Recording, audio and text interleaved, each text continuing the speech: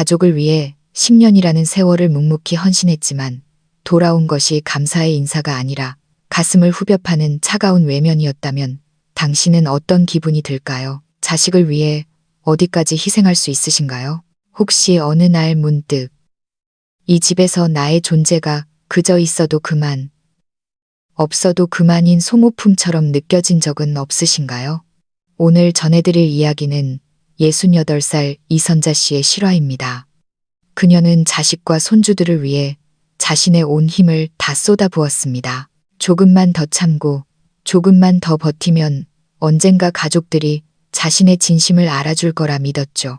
하지만 그녀가 상상조차 못했던 반전이 일어났습니다.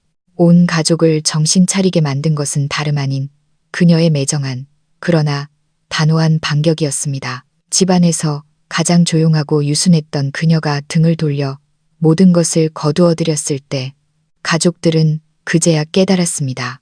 사랑은 값싼 노동이 아니며 천류는 끝없는 착취의 명분이 될 수 없다는 사실을요. 제 이름은 이선자입니다.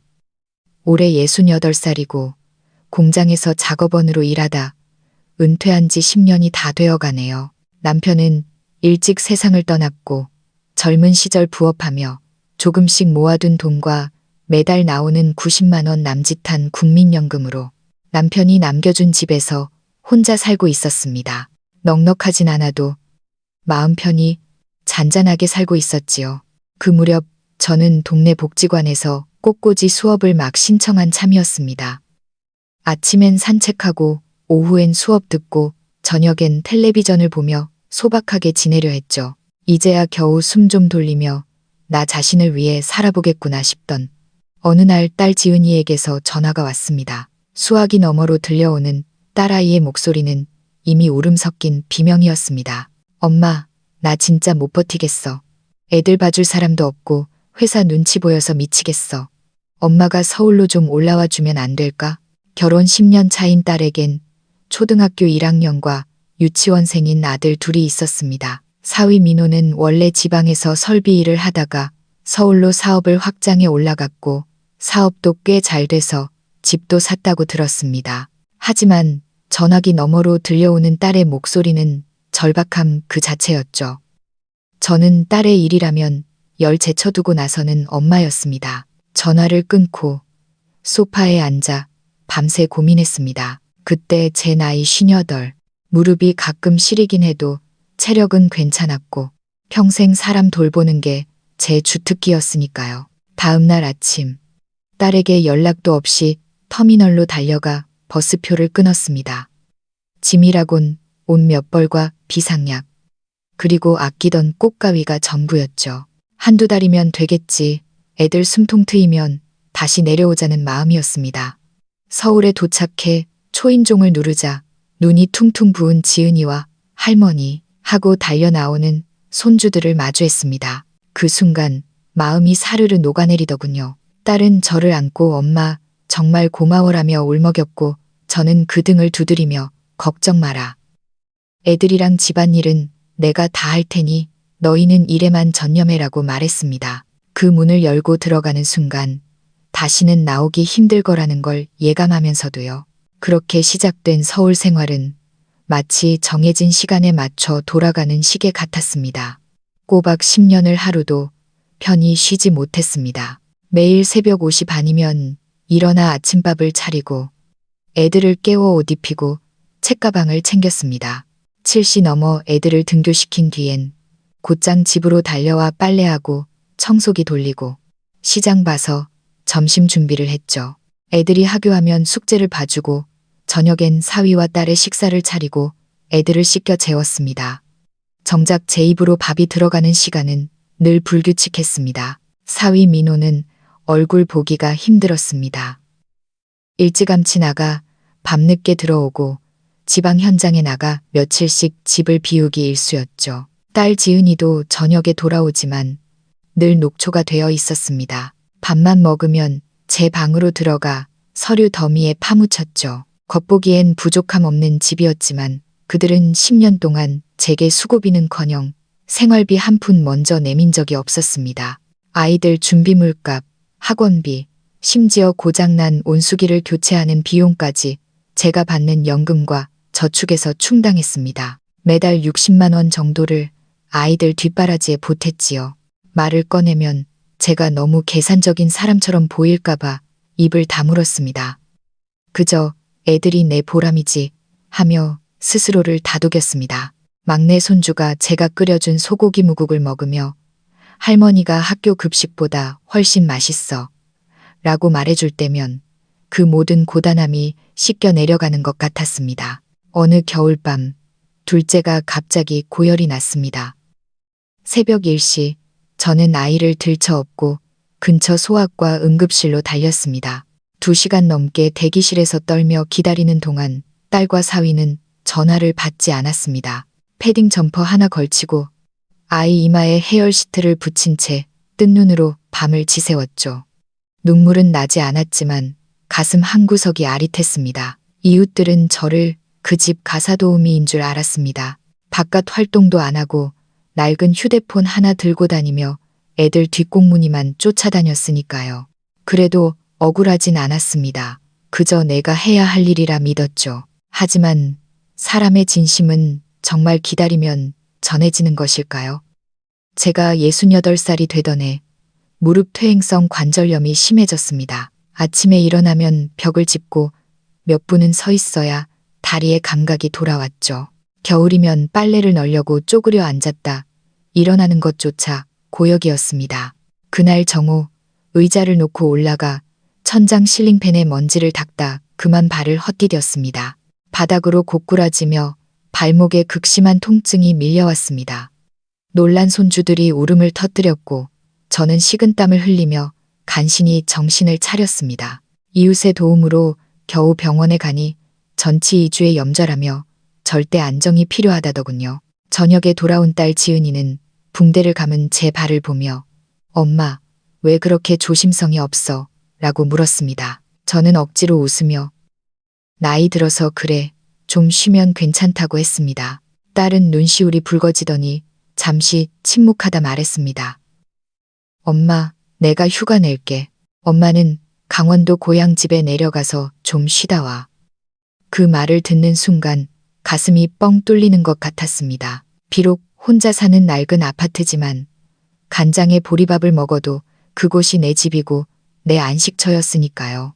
그런데 그 기쁨은 하룻밤도 가지 못했습니다. 다음 날 밤, 퇴근한 사위 민호가 그 소식을 듣더니 얼굴색이 변했습니다.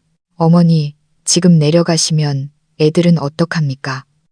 지은이도 곧 복직해야 하고 저도 출장 가야 하는데 누가 애들을 봐요? 사위의 말투엔 걱정이 아니라 비난이 섞여 있었습니다. 저는 참고 참았던 말을 꺼냈습니다. 애들도 이제 다 컸으니 도움이라도 부르렴. 나도 이제 몸이 예전 같지 않아서 좀 쉬고 싶구나. 그러자 사위가 냉소 섞인 목소리로 대꾸했습니다. 지금 가셨다가 나중에 안 오시면요. 그럼 저희더러 이걸 다 감당하라는 건가요? 어머니, 애들이 제일 소중하시다면서요. 순간 머릿속에서 뭔가가 끊어지는 기분이었습니다. 손이 떨리고 목소리가 잠겼습니다. 김서방, 내가 10년을 내 집에서 파출부처럼 일했다. 빨래, 청소, 애들 공부까지 내 손 안 거친 게 있니? 그런데 쉬러 가겠다는 사람한테 안 돌아오면 어떡하냐니. 그게 할 소리야. 내가 너희 집 종이니? 사위는 여전히 당당했습니다. 어머니, 자식 돌보는 건 어른의 당연한 도리 아닙니까?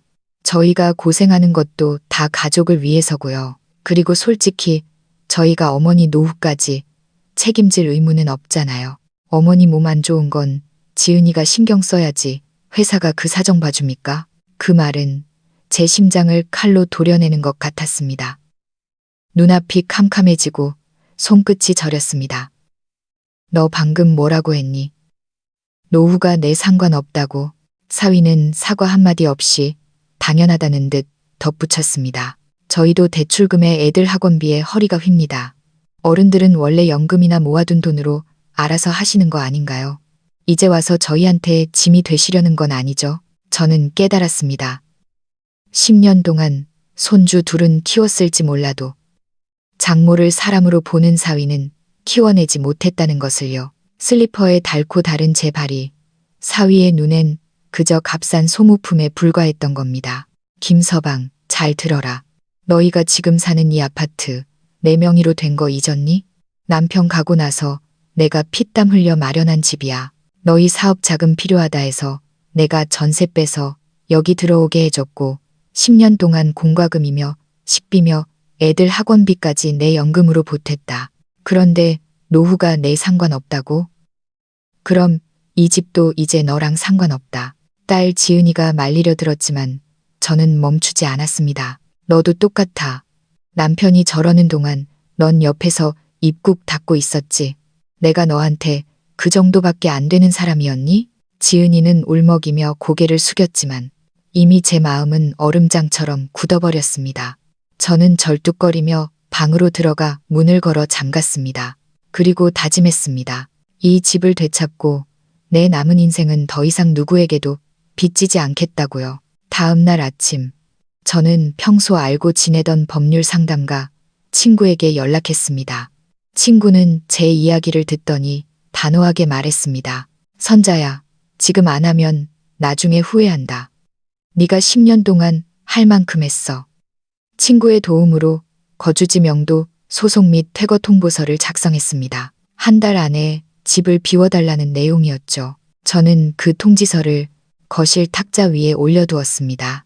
퇴근 후 그 종이를 본 사위의 얼굴은 가관이었습니다. 장모님, 정말 너무하신 거 아닙니까? 가족끼리 어떻게 이래요? 저희 보고 애들 데리고 길거리로 나앉으라는 겁니까? 저는 차갑게 대꾸했습니다. 노후는 내 알아서 하라며. 그럼 집도 내 방식대로 관리하는 거다. 너희는 젊고 능력 있으니 알아서 집 구해 나가렴. 10년 동안 공짜로 살았으면 많이 참아준 거 아니니. 딸 지은이는 울며 매달렸지만 저는 눈길을 피했습니다. 내가 너희를 버리는 게 아니라 너희가 나를 진작에 버린 거야. 익숙함에 속아 내가 사람이라는 걸 잊은 거지. 결국 그들은 한 달 뒤 짐을 쌌습니다. 사위는 끝까지 씩씩거리며 나갔고 지은이는 주저앉아 울었습니다. 저는 배웅하지 않았습니다. 창밖으로 그들이 떠나는 뒷모습을 보며 가슴이 미어졌지만 후회는 없었습니다. 이웃들은 어떻게 자식한테 그렇게 모질게 구냐며 수군댔지만 저는 대답했습니다. 10년 헌신하고 돌아온 말이 당신 노후는 내 알 바 아니다라면 나도 내 인생 찾아야지요. 그렇게 고향으로 내려와 혼자만의 생활이 시작되었습니다. 새벽에 일찍 일어나지 않아도 되고 누군가의 밥상을 차리지 않아도 되는 삶. 처음에는 그 적막함이 낯설어 눈물이 나기도 했지만 점차 평온을 되찾았습니다. 그런데 입동이 지난 어느 추운 밤 벨소리가 울렸습니다. 문을 여니 딸 지은이가 둘째를 안고 서 있었습니다. 아이는 열이 펄펄 끓고 있었고 지은이는 엉망진창이었습니다. 엄마, 애가 안 떨어져. 갈 데가 없어. 저는 일단 아이를 받아 안고 방으로 들였습니다. 해열제를 먹이고 물수건으로 닦아주자 지은이는 죄인처럼 서 있었습니다. 아이가 잠든 뒤 지은이가 말했습니다. 엄마, 정말 잘못했어.